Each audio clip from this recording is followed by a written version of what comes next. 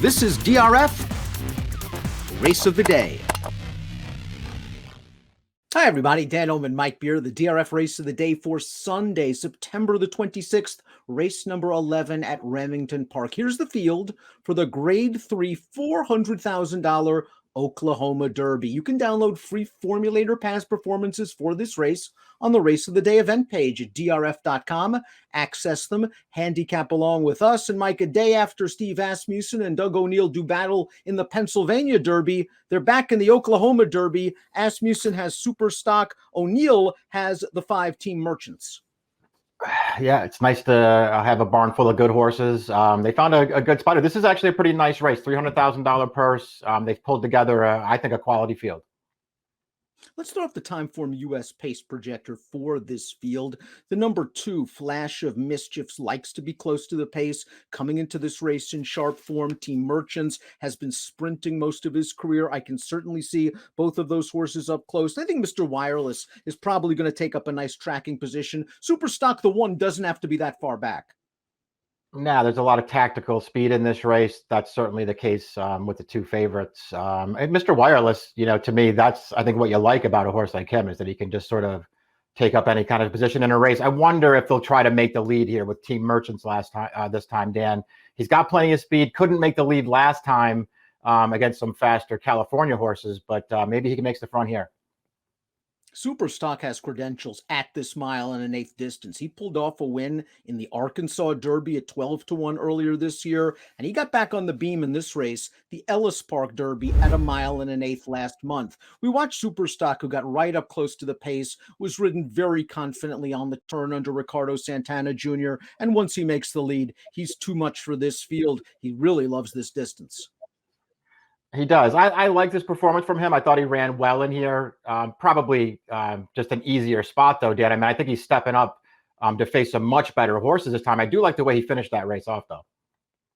So he's won the Arkansas Derby and the Ellis Park Derby. We got another Derby winner next door. One of the expected pace setters, the 2 Flash of Mischief, just won the St. Louis Derby. Let's watch that race. And Flash of Mischief won in similar style as Super Stock. He perched himself right off of the leader, attacked on the turn, and was able to grind him down. I'm not sure what he beat. I'm assuming this is a pretty big step up in class. It probably is. This was a good spot for him here. They picked up a nice win for this horse. This is a tougher race, obviously. I like this horse, though. I actually think he's pretty underrated.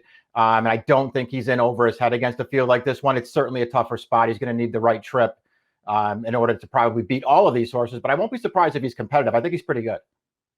The question for me is the 1.125. He did get it done at 1.16 last time out. He started his career more of a sprint type. As a matter of fact, he was in against Jackie's Warrior and was far from disgraced. 2 back in the Amsterdam. Warrant is up next for trainer Brad Cox. He went into the West Virginia Derby last time out off a little bit of a layoff. I thought all in all, he got a really good trip. There were 3 lined up in front of him. Warrant and Florent Giroux were sitting right behind, and he just couldn't get to Mr. Wireless in the stretch. He can improve second off the layoff after pairing up Buyer Tops.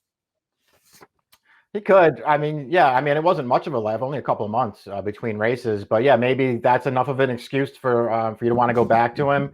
I'm with you. I thought he got a perfect trip in that race. He was under a pretty strong ride from a long way out in there, Dan, and he just couldn't get to Mr. Wireless. But he did beat that horse 2 starts back in the slop. So I'm not going to be surprised with him either if he runs well here and comes out on top. But I don't think I'd take too short a price on him. The 4 Parrot has won 3 out of his last 4 starts. The problem is those 3 races came on turf, one for a $30,000 maiden claimer. In the race that he lost, he finished last in a well-beaten last in a conditioned claimer on dirt. Seems like a turf horse and a horse that might be up against it in this graded spot. But yeah, he's just hard to make any kind of a reasonable case for him here. Team Merchants is up next, and they tried to go 2 turns with him last time out in the Shared Belief. He, of course, was in against Medina Spirit and Rock Your World, and it looked like he was beginning to advance on the turn. He kind of got sideswiped a little bit at the 3/16th pole, and then he just didn't finish up. I think the big question for this horse is distance. That's my big concern with him, too. I do think he's a talented colt. I really don't think he wants to go this far, Dan. We'll see, though, if he can make the front in here, if that makes any difference. Because I think they might have had designs on the lead last time, and those horses were just too fast for him. He couldn't get there. He wound up stuck in a 3-wide trip all the way around the track. I mean, he did make a run at it, but he couldn't get up to the leaders around that turn. And then I thought he was already a beaten horse when that bumping occurred in the upper stretch there. I really don't know if he wants to go this far, Dan, but I do think he's pretty good. The 6 defeater could certainly improve. Second start off a pretty substantial layoff for Tom Amoss. All 3 starts are good. His first 2 starts were really good, including the runner-up effort going 2 turns in his second lifetime start. Then he ran this race at Saratoga, and he made this wide bid. He didn't break very well. He made this wide bid outside of the winner, Speaker's Corner, who runs in the Pennsylvania Derby on Saturday, and he tries to keep up with Speaker's Corner till about the 8th pole, and then Speaker's Corner gets away. But all in all, off the layoff, I thought it was a strong race, and he should get the mile in an 1/8.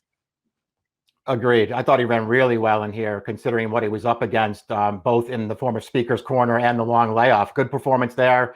I'm with you about his first 2 starts as well. I thought he showed a ton of potential early on. I would suggest anybody just go back and watch his second career start. The only time they went long with him, he got off to a terrible start in that race, and he made a big run through the stretch. Mr. Wireless is up next, seeking his 3rd consecutive Derby. He's won the Indiana Derby, then he won this race, the West Virginia Derby, where he was parked out in a 3-wide trip, prompting the pace all the way. He's made the lead turning into the stretch, and he always has enough to fend off Warrant's late bid. This is just a rock-solid horse with excellent tactical speed, 5 races around 2 turns, 4 wins, 1 close second. He's a very honest horse. Yeah, I mean, you just have to like all those things about him. He shows up every time. He can get any kind of a trip in a race. This one that we're watching right here, I mean, they could have just put him on the lead early in there, but for whatever reason, they didn't take it. He sat up there on the outside and prevailed at the end. He's really good. I do think in a lot of ways he is the horse to beat, Dan. I just don't have any knocks on him at all. Dial in for Lutz up next. This horse has done very well over this track. 2 for 2 around 2 turns, a blowout maiden win followed by this score against entry-level allowance horses. And dial in for Lutz, another horse that has shown tactical speed. Yes, he's going to be taking a big step up in class, but he's done very little wrong in his career. Yeah, you can't knock this horse. He's pretty good. He's shown up pretty well in his last 2 starts to win both of them. It's just it's not just a step up in class, and I think it's a pretty significant one. There are some good horses in here, and he clearly has to improve. We're going to take a look at our top selections for our Sunday race of the day. I think it is fairly wide open. Defeater's 12-1 on the morning line. You may not get the 12, Mike, but you still should get a very playable price on a very talented colt who just has to figure out the starting gate. Yeah, he does have to get out of the gate. That's a very good point, Dan. He's got to get out of the gate. But I think if he does, he might have another forward move in him here. I actually think this horse could turn out to be pretty good, and I just want to bet him in here. Like Mike, I'm very concerned about the distance for Team Merchants, but I thought Mike brought up a very good point in the pace projector segment of this video. Team Merchants might try to go for the lead in here, and I wonder if he can get it. He can maybe back down this pace. He's shown some ability, a couple of 90 buyers in his last 2 races, and I still think the upside is there. Like Mike's top pick, he should be a playable price. We both respect Mr. Wireless greatly. 6713 for Mike, 5176 for me in the Sunday race of the day, the Oklahoma Derby. Good luck.